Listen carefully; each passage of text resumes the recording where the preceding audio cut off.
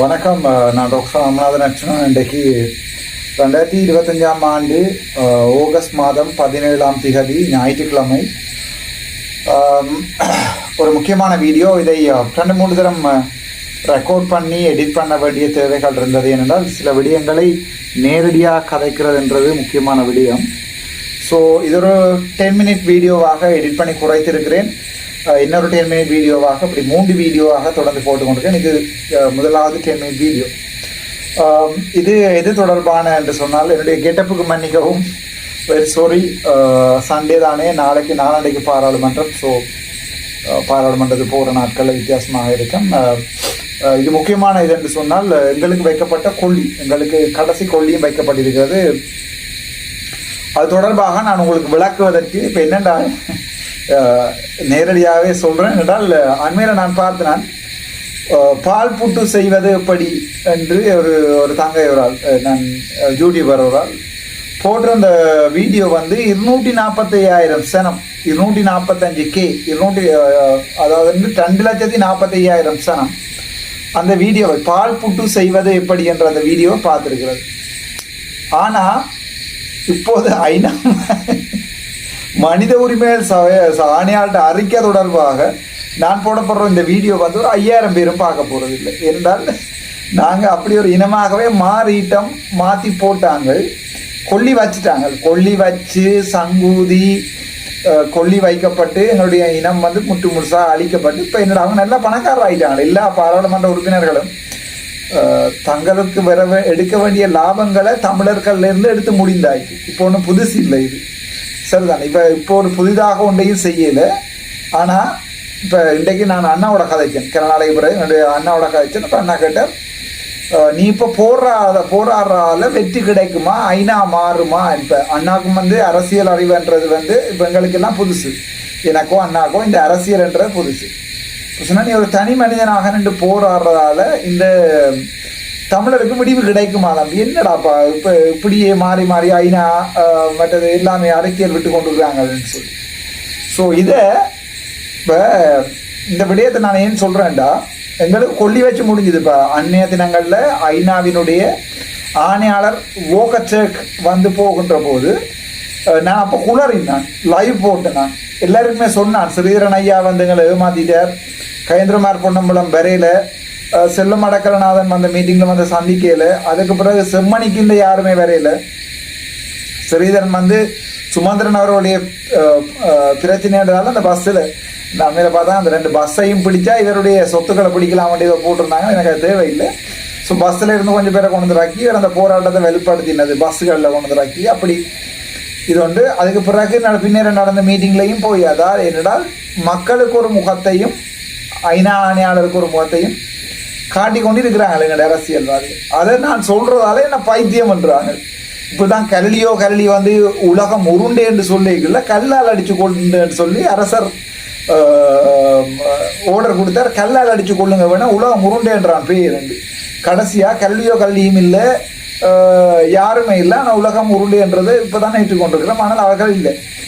அந்த மாதிரி சில விஷயங்கள் இப்போ என்னென்றால், இப்போ நான் கூட யோசிக்கிறேன், இப்போ நான் ஒரு தனி ஒரு ஆளா நின்று போராடுறதால சரி வைத்திய மாஃபியாவில் வெல்ல வேண்டிய அளவுக்கு வெண்டாச்சு. இந்த அரசியலில் நின்று வெல்லலாமா, அரசியலை மாற்றங்களை ஏற்படுத்தலாமான்னு கேட்டால் கவலை என்னென்றால் பதில் இல்லை என்று தான் வரும். ஆனால் அதற்காக நான் ஓய போறதில்லை. அதை வடிவம் உங்களுக்கு சொல்கிறேன். அதுக்குரிய பதில் உதாரணத்துக்கு நான் ஸ்ரீதரனுடைய உண்மையான முகங்களை பொதுமக்களுக்கு இன்றைக்காவது ஒரு நாளைக்கு வெளிப்படுத்தியே ஆகும். கயேந்திரமார் பொன்னம்பலத்தினுடைய உண்மையான முகம் என்ன, இவருடைய தேர்தல் வாக்கரசியல் என்ன, கதிரை அரசியல் என்றதை சனங்களுக்கு நான் சொல்ல வேணும். சனம் அதை ஏற்றுக்கொள்ளணும், நம்ப வேணும். அங்கஜன் ராமநாதன், டக்ளஸ் தேவானந்தாவை நீங்கள் திரட்டிட்டீங்க. என்பிபி என்று 3 பேர் வச்சிருக்கிறீர்கள். இப்படி இப்போ நான் என்னுடைய அரசியல் முழுக்க என்னவா இருக்கென்றால், இந்த பாராளுமன்ற உறுப்பினர்களுடைய பிரச்சனைகளை சொல்றது தான் இந்த அரசியலாக இருக்கிறது. ஸோ அந்த நேரத்தில் இப்போ நாங்கள் 6 லட்சம் சனம் யாழ்ப்பாணத்தில் இருக்கிறோம். யாழ்ப்பாணத்தில் இல்லை, யாழ்ப்பாணம் கிளிநொச்சி மாவட்டத்தில் 6 லட்சம் பேர் இருக்கிறோம். வன்னி தேர்தல் தொகுதி, முல்லைத்தீவு, வவுனியா, மன்னார்ல 6 லட்சம், மொத்தம் 12 லட்சம் இருக்கிறோம். கிழக்கு மாகாணத்திலையும் ஒரு 6 லட்சம் இருக்கிறோம். ஸோ 18 லட்சம் பேச்சுக்கு 18 லட்சமோ 16 லட்சமோ இன்னும் இருக்கிறவங்க கொஞ்சம் பேர் கொழும்புல இருக்கிறோம். கொழும்புல பெர்மனண்டாக பதிந்து கொழும்புல இருக்கிறோம். எனக்கு என்னுடைய பதிவு மீசாலில் இருக்கு. ஆகவே நான் கொழும்புல இருக்கிறேன் இளங்குமரன் தம்பியை கத்த வேணான்னு சொல்லுங்க. நான் என்னுடைய பதிவு மீசாலையில் இருக்கிறது. ஸோ இப்போ இப்படியான ஒரு சந்தர்ப்பத்தில் எங்களால் இந்த அரசியலை இப்போ நான் என்னுடைய வியூஸ் கூட போகணும் என்றால் புட்டுக்கதை ஏதாவது போட்டு தான் வியூஸ் போகணும். அந்த பால் புட்டு செய்கிற வீடியோ 2,45,000 சனம் பார்த்துருக்கு. சரிதாங்க. ஆனால் அண்மைய தினங்களில் இந்த எங்களுக்கு வைக்கப்பட்ட ஆப்புகள் இனிமேல் எங்களுடைய தமிழ் இனம் நிமிராது, எங்களுடைய அடுத்தடுத்த சந்ததி என்ன நடக்க போகுதுன்ற பிரச்சனையில அரசியலாக நாங்கள் கதை கேட்கல. அந்த வீடியோ பார்த்தீங்கன்னா மேக்சிமம் ஒரு 13,000 பேர் 12,000 பேர் தான் பார்த்துருக்கேன். அதில் ஒரு 4,000 பேர் வெளிநாட்டில், ஒரு 2,000 பேர் கிழக்கு மாகாணத்தில். ஸோ இங்கே ஒரு 6,000 பேர் தான் பார்க்கிறேன். அந்த 6,000 பேரும் போய் அர்ச்சுனாவுக்கு போடுங்கன்னு சொல்லி 27,000 வந்திருந்தது. இதை நான் எப்படி பார்க்குறேன்னு சொன்னால் இது ஒரு எங்களை பொறுத்த வரைக்கும் ஒரு பெரிய ஒரு தோல்வியாக தான் நான் பார்க்குறேன். ஏனென்றால் எங்களுடைய சமூகத்துக்கு இந்த அரசியல் எண்ணங்கள் அரசியல் அறிவுகள் துப்புரவாக இல்லை. நான் வேறையா போடுறேன் ஒவ்வொரு வீடியோக்கள்லையும். இப்போ இந்த வீடியோவில் சொல்ல வாரது பால் புட்டு செய்கிற வீடியோவை அதிகம் யூடியூப்ல பார்க்குற சமூகத்தோட எங்களுடைய இனம் 2009 அழிஞ்சு எங்களுடைய எங்களுடைய சனத்துக்கு அதை பற்றி ஒரு சின்ன ஒரே கூட இல்லை, சின்ன கவலை கூட இல்லை. எங்களுடைய சனத்துக்கு முள்ளிவாய்க்காலில் கொலை செய்யப்பட்டிருக்காங்க, எங்களுடைய செம்மணியில் உடம்புகள் எடுக்கிறாங்கன்ற இல்லை. அன்றாட வாழ்க்கையை நாங்கள் டெய்லி எப்படியாவது ஸ்பெண்ட் பண்ணி கனடா டூரிஸ்ட் விசாவில் போய் அங்கே எப்படியாவது கொஞ்சம் காசு வச்சு ஒரு வீடுண்டை கட்டி அப்படியே சின்ன வட்டத்துக்குள்ள வாழ்கிறோம். ஸோ அந்த சின்ன வட்டத்துக்குள்ள இருந்து நான் வேற வெளியால் வாரதுக்கு எனக்கு கொஞ்சம் கஷ்டமாக இருந்தது. ஸோ எங்களுடைய மக்களையும் அந்த சின்ன வட்டத்துக்குள்ள இப்போ ஒரு சின்ன வட்டம்ன்றது இப்போ ரைட் ஒரு வீடு ஒன்று வேண்டணும், ஒரு கார் ஒன்று வேண்டணும், கனடா டூரிஸ்ட் விசாவில் 4 நாடுகளை பார்க்கணும், செத்துருவோம். அவ்வளோதான் எங்களுடைய சனத்தின் வட்டம். ஸோ இதுக்குள்ள தலைவர் இருந்தோண்டு 30 வருஷம் அடிபட்டு பிரச்சனைப்பட்டு போராடி எல்லாத்தையுமே செய்தவர். ஒரு பிரியோசனமே இருக்குல்ல, அதான் உண்மை. அதனுடைய பிரியோசனம் 2009 நாங்கள் அவரை இலக்கைகள் இப்போ 2025 1980ஆம் ஆண்டில் கொண்டே விட்டுருக்கிறோம் எங்களுடைய அரசியல். இப்போ 80ஆம் ஆண்டுலையாவது தந்த செல்வா அந்த செல்வா இந்த செல்வா கொஞ்சம் ஜிஜி பொன்னம்பல மட்டும் கொஞ்சம் பேர் இருந்தாங்க. இப்போ ஜிஜி பொன்னம்பலத்தின் மகன் செல்வம் அடக்கலநாதன், சுரேஷ் பிரேமச்சந்திரன், சார்ஸ் நிர்மலநாதன், அவர் யாருன்னு தெரியாத பேர் கேள்விப்பட்டிருக்கிறேன், அங்கஜன் ராமநாதன், எங்களோட என்பிபி, இப்படி ஒரு சின்ன ஒரு அரசியல் வட்டத்துக்குள்ள இந்த எங்களுக்கு விளங்கியில இந்த அரசியல் எங்களுடைய எதிர்காலத்தை நாசமாக்கி எங்களுடைய பிள்ளைகளுடைய எதிர்காலத்தை நாசமாக்கி எங்களுடைய வாழ்க்கையை நிம்மதியாக வாழ்றதையும் நாசமாக்குறோம் இந்த அரசியலாளன்றதை நாங்கள் விளங்கி கொள்ளையில. அதை நான் தனியோரா நின்று கத்துறதால மாற்றவும் மேலாது. இப்போ நான் யோசிக்கிறேன், இப்போ அண்ணா எனக்கு எடுத்து கேட்ட கேள்வி நீ இப்படி நின்று கதைக்கிறதால என்ன, அதாவது இப்படி போடுறால தம்பி என்னடா லாபம் இருக்குது. அப்பதான் அண்ணாக்கு சொன்னான், நாங்கள் ஒரு அரசியல் விடுதலை எல்லாம் கேட்டு போராடிக்கே 60 பேர் கொழும்புல போயிருந்தோண்டு தலைவரை கேவலமா திட்டி கொண்டு வந்தார்கள். சரிதான், கொழும்புல 60 பேர், கண்டியில் 60 பேர் போயிருந்தோண்டு, வெளிநாட்டில் 60 பேர் போயிருந்தோண்டு இருக்கு. அந்த மனுஷன் இருக்கைக்கே அந்த ஆள் தன்னுடைய வாழ்க்கையையும் தன்னுடைய குடும்பத்தையும் தன்னுடைய பிள்ளைகளுடைய எதிர்காலம் என்ற ஒன்றுமே இல்லாமல் அப்படியே மண்ணோட மண்ணாகி போயிருக்கு. அந்தால் மட்டும் இல்லை, 44,000 பேர், எத்தனையோ குடும்பத்தில் எத்தனையோ அம்மா இருந்த பிள்ளைகள் எங்கேண்டே தெரியாது.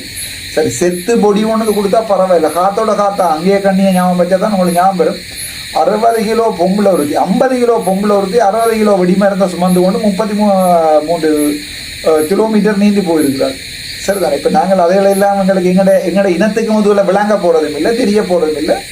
ஆனால் அந்த இப்போ சில பேர் என்ன கேட்போம், நீ இப்படி நின்று அடிபடுறதுக்கு காரணம் என்னன்னா அந்த எண்ணம், அந்த வெண்மம், அந்த ஓர்மம் கொஞ்சம் எடுக்கிறது கஷ்டம்.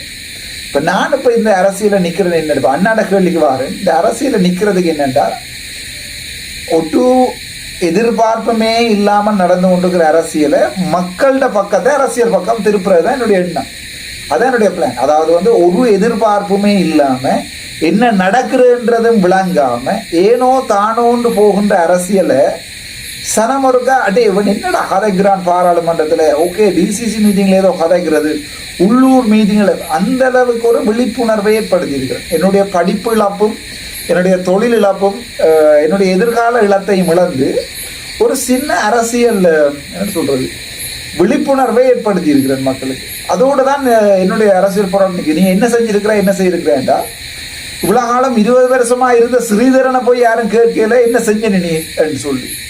ஆனா 8 மாதமா வந்து நிக்கிற என்ன கேட்கிறான் என்ன செஞ்ச நீ. நான் செஞ்சுக்கேன். இப்ப நீங்க யாழ்ப்பாணத்தில் இருக்கிற தனியார் வைத்தியசாலையில இந்த வைத்திய அதிகாரியும் உங்களோட சொல்றேல அதை நீங்க பிரைவேட்டுக்கு வாங்க செய்வோம் என்ற தெரியும். இவன் பாவி ரெக்கார்ட் பண்ணுவான், இதை அர்ச்சுனாட்ட அனுப்புவான், நாளைக்கு அவன் பார்லிமெண்ட்ல இதை வெளியே போடுவான், வெளியே கதைப்பான், நாங்கள் நோண்டி ஆகும்.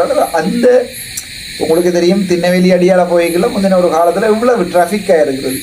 அதால போயலுமா பைக்ல உங்களால. இப்போ வெறிச்சோடி போயிருக்கு. பட்ட பகல்ல திண்ணவேலியில இருக்கிற வைத்தியசாலைகள் வந்து எல்லாமே வெறிச்சோடி போயிருக்கிறது. எல்லாரும் திட்டி என்னுடைய இனம்தான் அழி, என்னுடைய பரம்பரை தான் அழியும். ஆனால் அதுக்காக நான் பயப்பட போறதில்லை. இந்த விடயம் வந்து இப்ப நாங்கள் கதைக்கின்ற இந்த அரசியலை யாரும் பார்க்கிறதா இல்லை. நான் அப்பவே சொன்னேன், எங்களுடைய வோக்கச்சேக் வரும்போது பாராளுமன்றத்தில் நடந்த மீட்டிங்ல எந்த ஒரு தமிழ் பிரதிநிதியும் ஸ்ட்ராங்காக சர்வதேச பொறிமுறை தேவை என்று கேட்கவே இல்லை. என்ன தவிர கேட்டது நான் மட்டும்தான். மனோ கணேசனோ அல்லது வந்து ஸ்ரீதரனோ அல்லது வந்து வேற எந்த முஸ்லிம் பாராளுமன்ற உறுப்பினரோ உள்நாட்டு பொறிமுறையில் எங்களுக்கு நம்பிக்கை இல்லை, சர்வதேச விசாரணை வேணும் என்று கேட்கவே இல்லை. கேட்ட வீடியோவை, அந்த நடந்த மீட்டிங்கினுடைய வீடியோவை சபாநாயகரிடம் கேட்டுக்கிறேன், தர்றீங்களாண்டு, அதாவது தரையிலான்னு சொல்லிக்கிறேன். அதுல பிமல் ரத்நாயக சொல்லியிருக்கிறார், ஸ்ரீதரன் மட்டும் கதைச்சா காணும், எதிர்கட்சியில இருந்து வந்த கட்சி தலைவர்கள்ல வேறு ஒருத்தரும் கதைக்கலாண்டு. நான் பிமல் ரத்நாயக்கோ பேசினேன், பேசி போட்டு நான் கதைச்சினான், எங்களுக்கு சர்வதேச பொறிமுறை வேணும் என்று நான் பாராளுமன்றத்தில் சொன்னேன். ஆனால் அந்த வீடியோவை வெளியால விடையில்லை. அது பிறகு செம்மணிக்கு வந்தேன். செம்மணியில எப்படி ஏமாற்றப்பட்டது, சிறுதரம் வந்து பனிசை சாப்பிட்டு கொண்டு நிலத்துல இருந்தது நீங்களும் பார்த்தீங்க. அதற்கு பிறகு இரவு ரெட்விங்ல போய் அவங்க மீட் பண்ணிக்காங்க சகல தமிழ் பாராளுமன்ற உறுப்பினர்களை. இப்ப வோக்கச்சேக் பார்ப்பார் என்னண்டா, தமிழ் பாராளுமன்ற உறுப்பினர்கள் தன்னோட என்ன கேட்கிறாங்க என்பதை தான் வோக்கச்சேக் பார்ப்பேன். அன்றைய தினம் தமிழ் மக்களுடைய ஒட்டுமொத்த குரலாக போய் அங்க மீட் பண்ணினது செல்வம் அடக்கலநாதனும் ஸ்ரீதரனும் சாணக்கியனும் சித்தார்த்தனும். இப்போ உங்களுக்கு விளங்கி இருக்குமான்னு நினைக்கிறேன். இதுதான் போன புதன்கிழமை ஒரு அறிக்கை ஒன்று வந்தது. அந்த அறிக்கையினுடைய முழு விளக்கத்தை நான் ஆறுதலா தாரேன். அன்எடிட்டட் வேர்ஷன் என்று சொல்லி எங்களுடைய இவர் யாரு வோக்கச்சேக் வந்து இலங்கையினுடைய மனித உரிமைகள் நிலவரம் தொடர்பாக ஒரு அறிக்கை ஒன்றை விட்டிருக்கார். அதுல தமிழ் மக்களுடைய பிரச்சனைகளை பற்றி வாய் திறக்கவே இல்லை. தமிழ் மக்களுடைய செம்மணி புதகுலியை பற்றியோ எங்களுடைய முள்ளிவாய்க்காலில் கொலை செய்யப்பட்ட தொடர்பாக வாய் திறக்கவே இல்லை. ஏனென்றால் நீங்க ஒரு கொஞ்சம் பாராளுமன்ற ஐ டோன்ட் கேர், நீங்கள் அடுத்த வருஷம் அவைகளுக்கே போடுங்க, அதுக்கு அடுத்த பாராளுமன்ற தேர்தலை அவர்களுக்கே போடுங்க. நான் என்னால் முடிஞ்ச வரைக்கும் நின்று பார்ப்பேன்.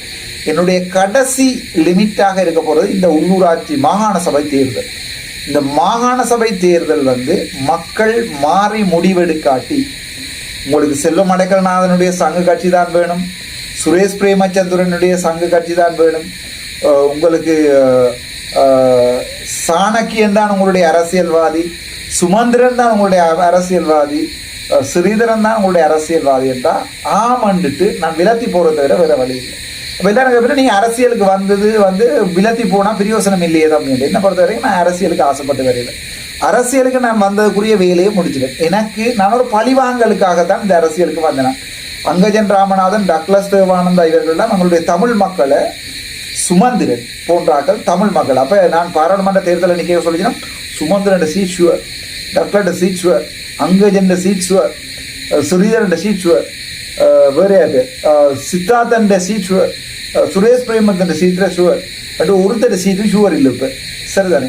அதுதான் நான் அடைஞ்ச வெற்றி. அதாவது வந்து மக்களுக்கு அரசியல் பால் ஒரு ஈர்ப்பை கொண்டு வந்திருக்கிறேன். ஆனா நாங்கள் என்னதான் செஞ்சாலும் நீங்கள் ஏற்கனவே பாராளுமன்றத்துக்கு அனுப்பியிருக்கிற எங்களுடைய இந்த பாராளுமன்ற உறுப்பினர்கள் உங்களுக்கு உலை வைத்து முடிந்தாகிவிட்டது. அது விரும்பியோ விரும்பாமலோ இந்த வீடியோவை நீங்க ஷேர் பண்றீங்களோ, இந்த வீடியோ பார்க்குறீங்களோ, இந்த வீடியோவை ஏற்றுக்கொள்றீங்களோ, இந்த முறை 60வது